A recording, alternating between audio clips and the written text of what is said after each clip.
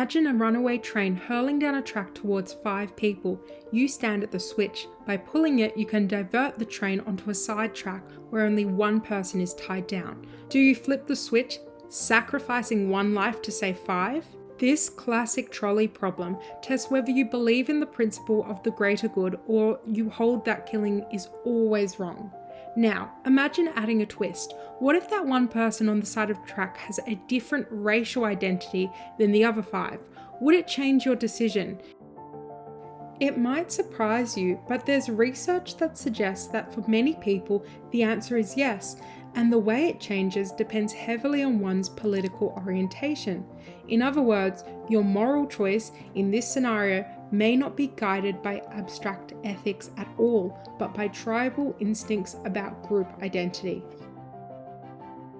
Psychologist David Pizarro of Cornell and colleagues set out to probe how race and politics intersect in our moral judgments. They presented participants with a variation of the trolley dilemma. In one scenario, the lone person who could be sacrificed was named Tyrone Payton, a name stereotypically associated with a black man, and saving him would spare 100 members of the New York Philharmonic,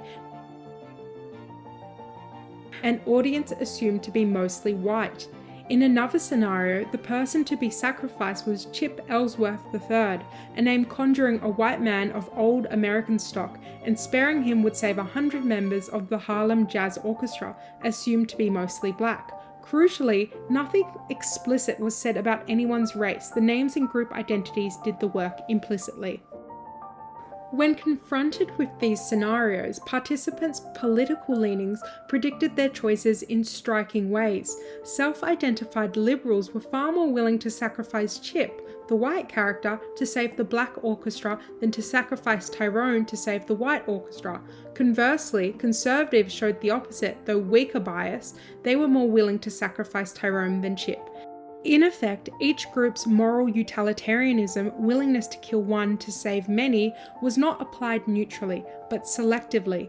As Pizarro observed in a talk on the results, liberals proved just as prejudiced here as conservatives were, but in reverse, readily endorsing the death of the white man while recoiling at the death of the black man.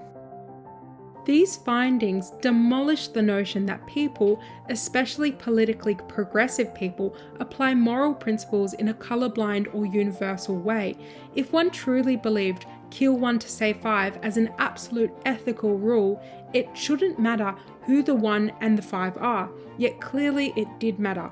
A principle was invoked. It's necessary to sacrifice one for the greater good, only when it aligned with a preferred outcome, and what determined the preferred outcome was the racial identity of who lived and who died.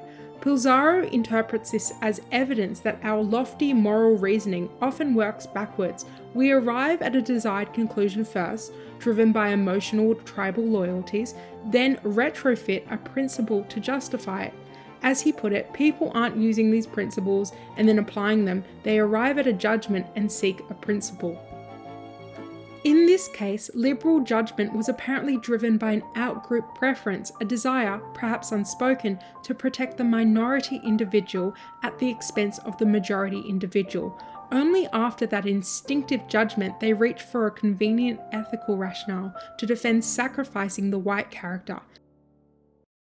Conservatives, on the other hand, showed a more familiar in-group preference, expressing more willingness to save their own perceived group at the expense of the other. The experiment slyly revealed that beneath the high-minded talk of moral philosophy, tribal loyalties were pulling the levers. The pattern Pizarro identified, people bending moral rules to favour either an in-group or an out-group, doesn't stop at domestic racial dilemmas. It extends to questions of national loyalty and war. In another scenario, the researchers tested participants who had to consider a military strike with collateral damage. One version described an American military operation against terrorists that would unintentionally kill innocent Iraqi civilians. Another version flipped the script, an Iraqi strike on terrorists that would accidentally kill innocent American civilians. Would those deaths be morally justifiable if the strike achieved an important objective? The results showed that conservatives, true to expectation, were more willing to justify the collateral damage of foreign civilians, the Iraqis, if it saved American lives, than to accept American civilian casualties in a similar strike. This is a classic expression of patriotism or in-group favoritism. Liberals, however, did not share this instinct. In fact, liberals tended to be equally or even more tolerant of American deaths than of foreign deaths in this scenario. In other words, liberals as a group displayed no special concern for protecting their own civilians. Some evidence even suggests the most left-leaning were less forgiving of collateral damage when the victims were foreigners, implying they found it more acceptable when the unintended victims were Americans. This is the same inversion of the usual bias, a striking willingness to harm in-group members if it ostensibly serves a greater good for others. Such a stance has been dubbed by some critics as pathological altruism. It's an altruism that many would consider excessive or misapplied, sacrificing one's own people out of concern for others. In evolutionary or historical terms, this is an outlier. Nearly all societies and cultures have valued in-group loyalty as a virtue. From an evolutionary perspective, preferring the well-being of your family, tribe, or nation is normal and adaptive, since groups that fail to protect their own members tended not to survive. What Pilzaro's studies highlight is a new moral divide. One side still favours this old age normal preference for one's own, whether defined by race, nation, or culture, while the other side has somehow adopted a moral code that inverts this preference. Liberals in these studies weren't neutral or colourblind, they actively favoured the outgroup, and they aren't exactly shy about it. In modern political discourse, traditional in-group loyalty often gets attacked as racism or xenophobia, while overt outgroup favouritism is held up as a sign of moral enlightenment. Thus, patriotism in its traditional form is recast as a sin, and a cosmopolitan indifference or even hostility towards one's own people is recast as a virtue. Here is not that every self-identified liberal consciously wants to kill their own, or that every conservative is free of bias. It's that the emotional centre of gravity in each worldview is different. The further left one goes on the spectrum, the more one's moral loyalty shifts away from that in-group to the point of apparent anti-patriotism. The further right one goes, the more one's instinct is to defend their kin, country, and cultural continuity, even at the risk of being labelled bigoted for doing so. These opposing moral orientations are increasingly defining our political landscape, and the old labels of the left and right are struggling to keep up with this reality. Our political vocabulary has not caught up with these developments. The familiar labels of left-wing and right-wing come from another era and increasingly serve as cognitive traps rather than aids to understanding. Historically, these terms were coined quite literally. They referred to seating arrangements of the 1789 French National Assembly. Reformist, anti-royalist revolutionaries sat to the presiding officer's left, while the conservative supporters of monarchy clustered on the right. Over the 19th and 20th centuries, these spatial metaphors evolved into an entire ideological spectrum. Being on the left came to mean favouring change, reform, and egalitarianism, from the liberal push for greater social and economic equality to radical dreams of socialism and communism. Being on the right meant favouring tradition, hierarchy, and stability, from conservative defence of existing institutions to nationalist or even fascist urges to restore a glorified past. For generations, the main axis of conflict in Western politics ran along these lines: monarchists versus republicans, capitalists versus socialists, individualists versus collectivists, secular versus religious, different shades of left versus right. Old paradigm was rooted in the social conditions of its time. In the 20th century, issues of class, economics, and the size of government largely defined one's place on the left and right spectrum. But as we progress into the 21st century, we find those old economic and institutional debates, while still present, are no longer the primary lines of battle. The salaries of billionaires, tax rates, or state ownership of industry, these are side issues compared to the looming questions of identity that underpin so many controversies today. Mass immigration, racial preferences, multiculturalism, globalization, these issues cut across old party lines and have scrambled the coalitions of old. The left-right dichotomy from the French Revolution or the Industrial Age doesn't neatly map onto questions like, should our country prioritize our own citizens over foreigners, or is it good that the demographic makeup of our own nation is changing? In a multiracial, globalized society, race and cultural identity have become inescapably salient political factors. This is not because ordinary people suddenly became more tribal than before, but because the demographics and moral narratives have shifted around them. When one group, say the historical majority of a nation, is perceived often by the intellectual left as an oppressor group whose dominance must be dismantled, and other groups cast as deserving beneficiaries of redress, politics stops being a neutral game of principles. It becomes a zero-sum contest of group interests, whether openly acknowledged or not.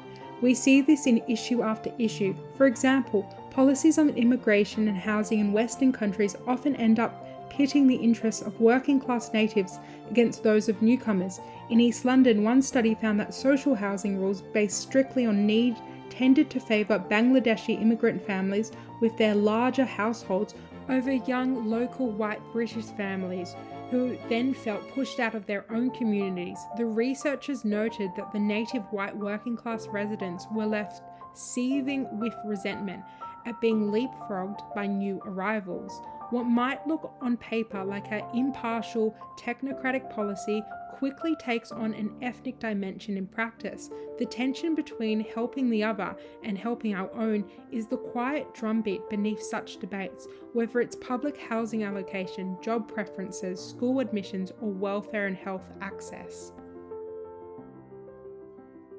Yet we persist in talking about these conflicts in the antiquated language of left versus right. This obsolete vocabulary can be dangerously misleading. It encourages us to assume, for instance, that a right-wing party must be defending wealthy capitalists or hereditary nobility, a throwback to old right of centuries past, but in fact, many so-called right-wing movements today are populist rebellions of the working class against a globalist elite. It suggests that a left-wing activist is crusading for the downtrodden workers, when in reality, today's left is often crusading on behalf of identity groups, racial minorities, immigrants, and the LGBTQ+. Even if that sometimes conflicts with the interests of the traditional working class people. In short, the content of left and right has undergone a radical realignment. Some commentators have proposed new dichotomies, globalist versus nationalist, or the somewheres versus the anywheres, or the open versus the closed society advocates. There's truth in many of these framings, but at the heart they all point to the same fundamental question: who is we?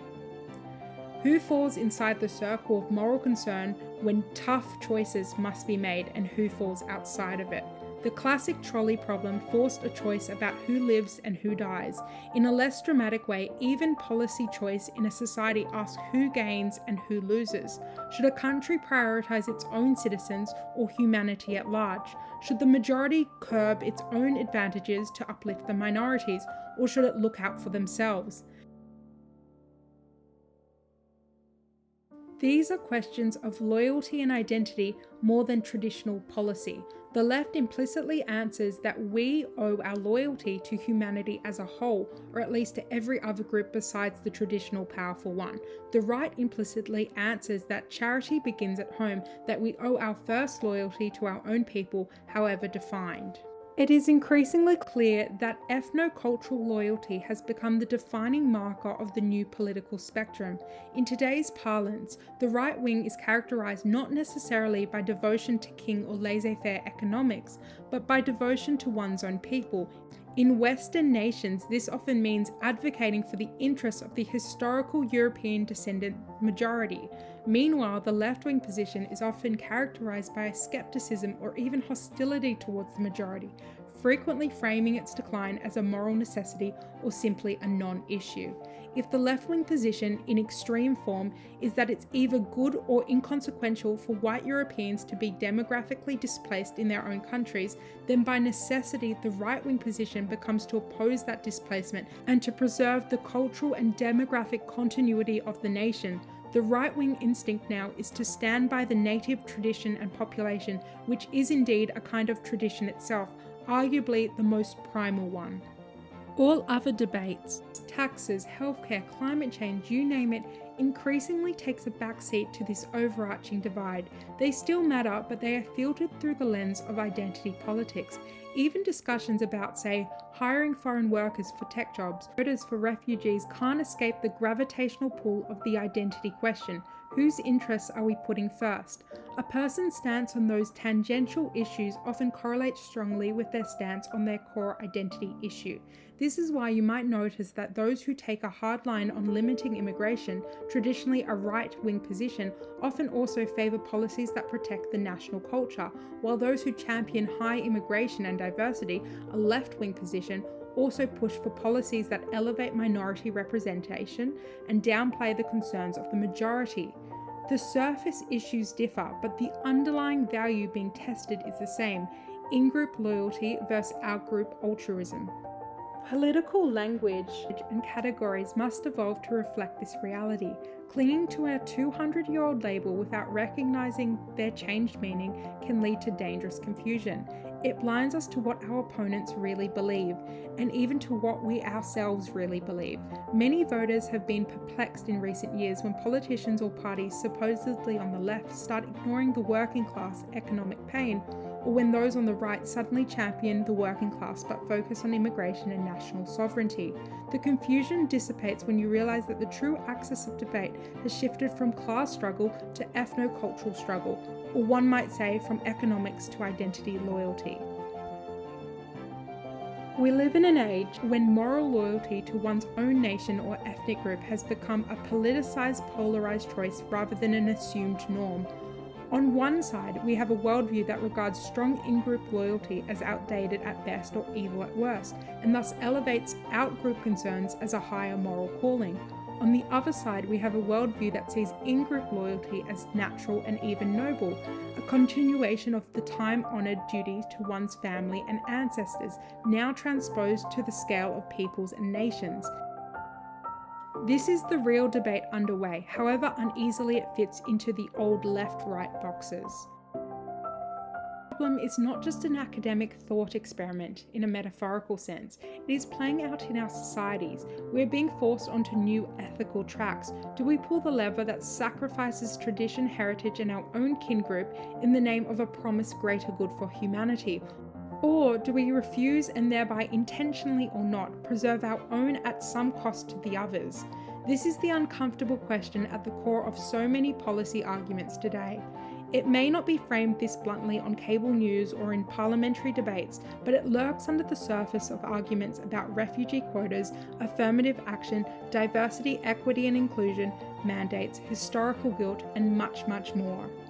Of course, left and right may still be used out of habit, but they fail to illuminate where people actually stand on this fundamental moral choice.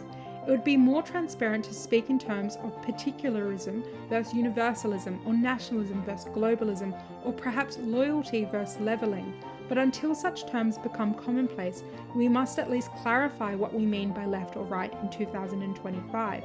Increasingly, to be on the left means to prioritise abstract principles of equality and global humanity over the attachments of tribe, nation, or ethnicity, even if that means paradoxically endorsing favouritism towards other tribes as a way to check the power of one's own. And to be on the right means to stand for one's own people first, to see one's primary moral duty as lying with the historical and cultural community that nurtured you, and to view skepticism towards mass immigration, multiculturalism, and anti-majority policies not as bigotry, but as loyalty. We should not pretend that these philosophies can be reconciled with a few compromises on policy details. They run deep into our moral institutions, as the trolley experiment dramatically showed. One side will readily pull that switch if the one life to be sacrificed belongs to their own group, rationalizing it as justice. The other side will jam the brakes to protect their own, even if it means the greater good is not obviously served. These are polar opposite answers to the question, to whom do we owe our deepest loyalty? It's time to stop deceiving ourselves with outdated terminology. The 21st century's political landscape isn't a neat left-right line over economic policy or the size of government. It's a tug of war between competing loyalties. Understanding this realignment is the first step towards having honest, meaningful debates about the kind of societies we want to live in. We can no longer afford to let the old left-right labels cloud our vision. The stakes, who we are as a people and what we owe to each other versus to the world, are too high. This is in fact existential. So the next time you hear left wing or right wing, ask yourself not what the economic policies or historical position implies, but who is inside the speaker's circle of us and who is outside. In that answer lies the real key to contemporary politics, the new divide that will define our future forever.